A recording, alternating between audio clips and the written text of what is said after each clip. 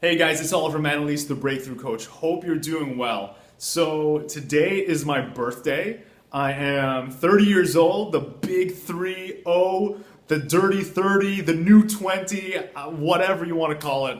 And I just want to send out a big thanks to everybody who sent me a text message, who blasted and exploded my Facebook wall. It's so amazing. I really appreciate all the kind words and the well wishes.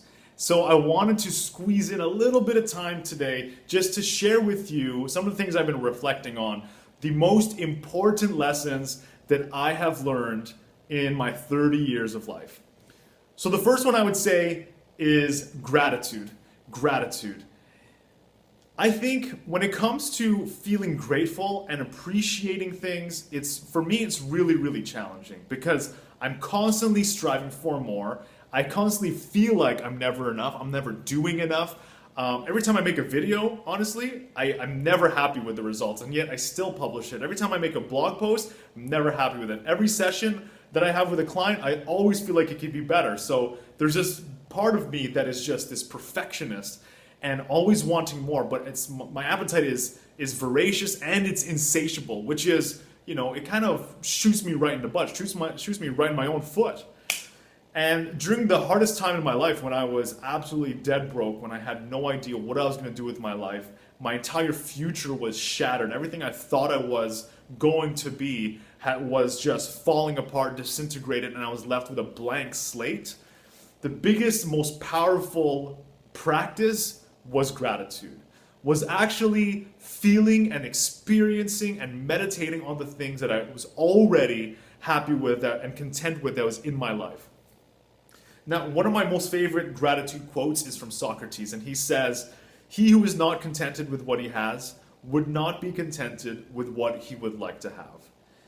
And I think that's an important thing because I am always wanting things. There's always more that I want to achieve, but at the same time, who the hell do I think I am?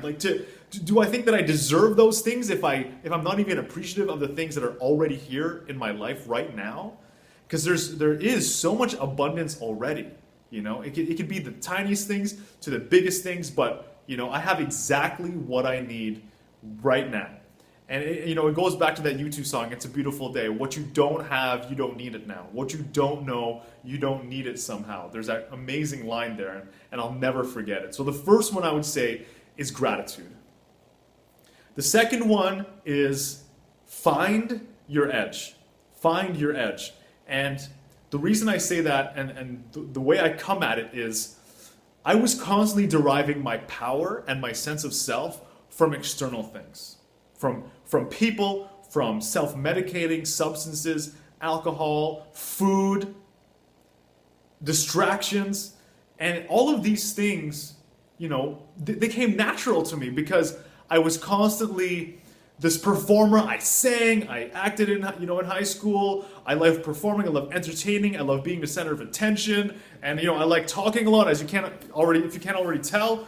But what I have done was, once I started realizing that I'm actually reconnecting this umbilical cord and getting my power source from other people, that when it was gone, I was just done. I was just fried. I didn't have the energy. I didn't feel good. I wanted to hide. I didn't want to open my mouth. Didn't want to share myself anymore. And that is a horrible place to be. And it's so limiting. It's so limiting to depend on other people and things because it's so freaking safe. It's so fucking safe to use these substances, to self-medicate all the time, to numb myself, to be distracted by certain types of people, or just feed off of their energy. It's so easy because if I want to feel X, I go and consume Y. That is a simple solution instead of relying on myself. Because when I started releasing all of those dependencies, when I started closing and cutting the umbilical cord away, it felt awkward. It felt so scary. I had anxiety, I had fear, but I was actually at the edge of my comfort zone. I was at the edge of my possibility, of opportunity, of my being. And when that happened, new things started to be created. So constantly looking at places where I'm deriving my power from the external, cutting it away so I can actually find my edge. That is number two. The third thing that I would say is I am the best investment that I can make. I am the best investment. Throughout the majority of my 20s, I was constantly focused on real estate, on investing in real estate, on these 10, 20, 30, 50% returns on investment in real estate. And it turns out, actually, the best investment that I've made in the last 10 years has been in myself, in the books that I've read, in the coaches I've hired, in the workshops, in the retreats, in the seminars, in surrounding myself with amazing people, listening to positive things, and just expanding my wealth of knowledge and experience. I've done so many different things now in my 20s. I've achieved, I've hit bottom, I've done a lot of things, and there's so much more to go. But I believe that because I've invested in myself, I've actually been able to double, triple, 10x my rate, right? In terms of what I'm able to charge other people for my time, for my services, for whatever it is that I'm offering, it has increased like in incredible amounts. So instead of the 10 to 50% ROI, it's actually 1,000% or infinite. And the reason why I think this is important is because when I've invested in myself, the better I feel about myself, the more confident I am in my abilities, in my craft, in my work. I become better practiced. I show up in a different way, and that increases my value. That increases my ability to share with other people. I'm coming from an abundance place. There is so much more where that came from. If I've given to other people, there is so fucking much more than where that came from. And because that is an unlimited supply, that ROI is unlimited. So I am the best investment. The last thing I would say, because I can just rant on and on, there are so many incredible lessons, and if you keep watching these videos, I swear I will share with you all of them. But the last thing I would say is to open my heart. Open my heart. That has been the most important lesson. One of my longest relationship, I was heartbroken. I was cheated on, and I was completely shattered, and it left me not trusting women, not wanting to offer my heart to somebody, not available to let somebody in. And so because I was so heartbroken, I wasn't able to receive affection, intimacy, love, those kinds of things. And that made things really, really hard. That made me pretty stone cold. That made me really closed. I had the armor on, I had the mask on, I had the protection on, and I made damn sure that was not going to happen again. So if I was on a date, it would be 10 minutes, and I would think, nope, this is not happening, because I just didn't even want to get in. I didn't want to let them in. It would be, like having this connection, and then I would self-sabotage. I would ruin it. And does that sound familiar, by the way? So what I've learned is when I am able to put the armor down, when I'm able to put the mask away and open myself up and come from a deeper place and be real and not everything is amazing, my life is amazing, everything is positive thinking, and just trying to spin everything, i.e. lying about everything, and actually be with my emotion, be with the truth that is inside of me, I've been able to connect with a deeper part of myself where I've become more creative. I've been able to tap into my talents even further.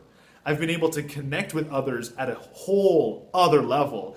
People have resonated with me in a way that I can't even believe. And so this is what I do. This is what I have learned, is to just come from that deeper place, to constantly put the armor down. And now, I have Janet in my life, and it has been a complete awakening. I was single for like 5 or 6 years, guys. Single 5 to 6 years, just working on my shit, just investing in myself, learning how to open up again. And I think this has been one of the most powerful lessons. It is when we're able to open up and come to this true part of ourselves that is vulnerable, that is honest, that is authentic. It is not saying, hey, my life is great, I'm so much better than you can learn from me, I'm a guru, or anything like that. No, it's actually, I have gone through a lot of shit. I have hit rock bottom in my life. And I've also been on cloud nine before. And I can relate to what you're going through. In many, many situations, I can relate. I can empathize. I can find ways to sympathize and be compassionate with what somebody's going through. I want to see eye to eye.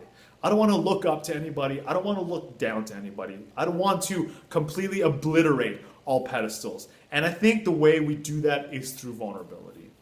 So I'm reaching just over 10 minutes here. That last one, becoming more vulnerable, opening up my heart, is probably the biggest and best lesson.